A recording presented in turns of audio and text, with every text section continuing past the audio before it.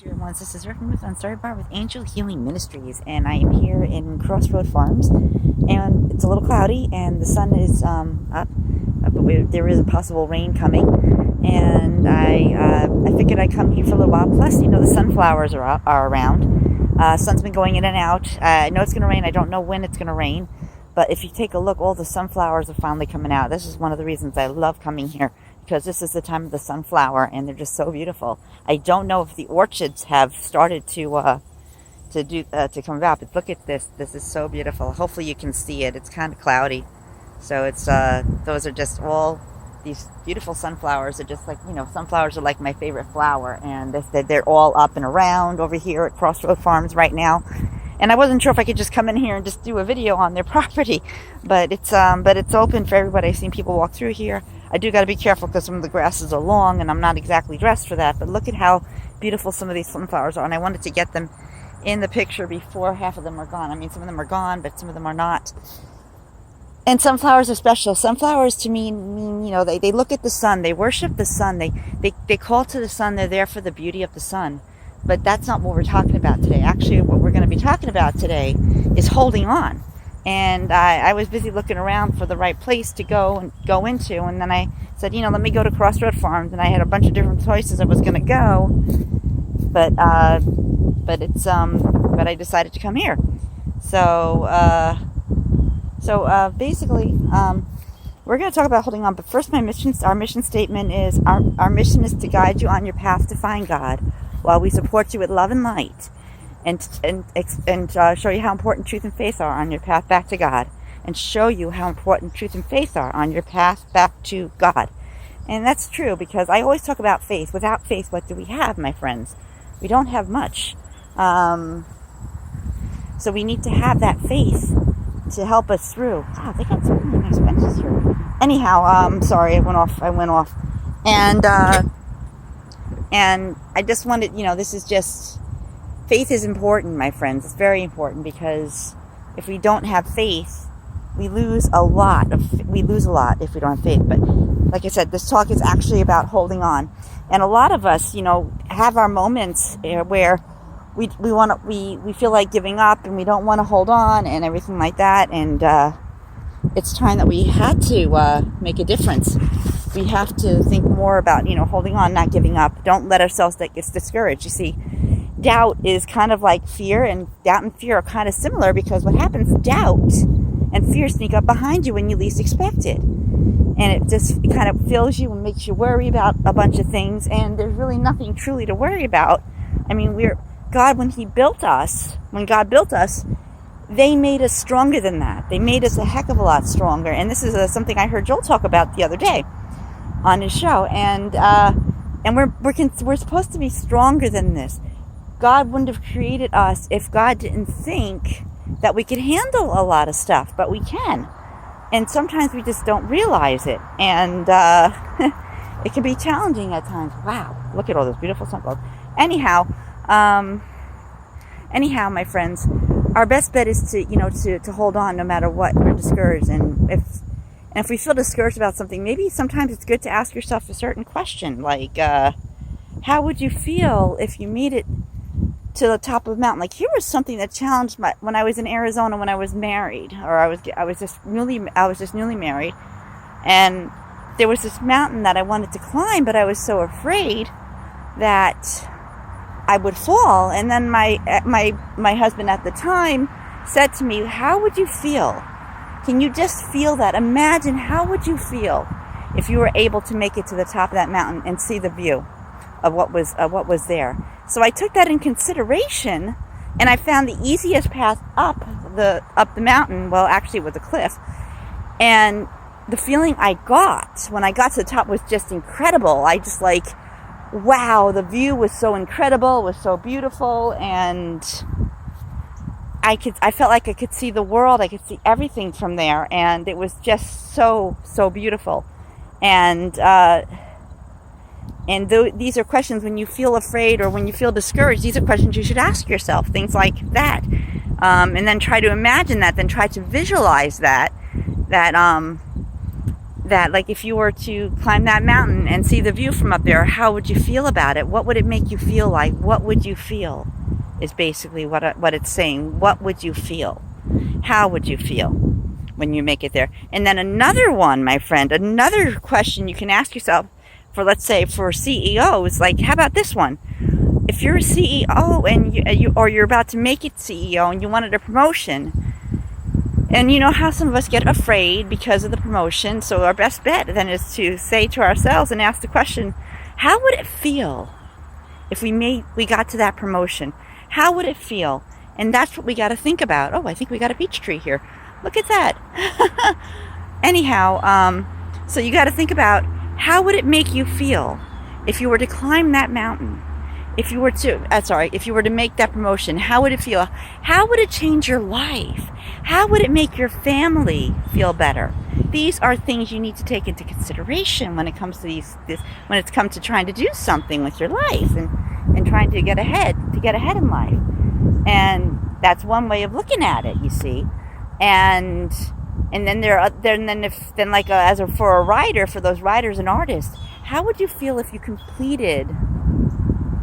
you were able to complete that whole entire thing and make it? I'm not sure if this is the same thing for holding on, but it could be. I mean, that could be actually something else I'm talking about, which I plan to talk about later.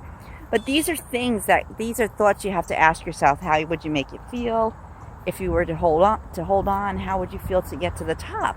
How would you feel to have that best-selling book, kind of thing? And when you realize what it would feel like, and you've got a whole picture of what it feels like, my friends, then you'll be surprised on how incredible that feels, my friends. You see, when you go over a negative, when you hit fear with a positive look or a positive, what happens? You change everything. You change the whole entire outlook, the whole entire outcome.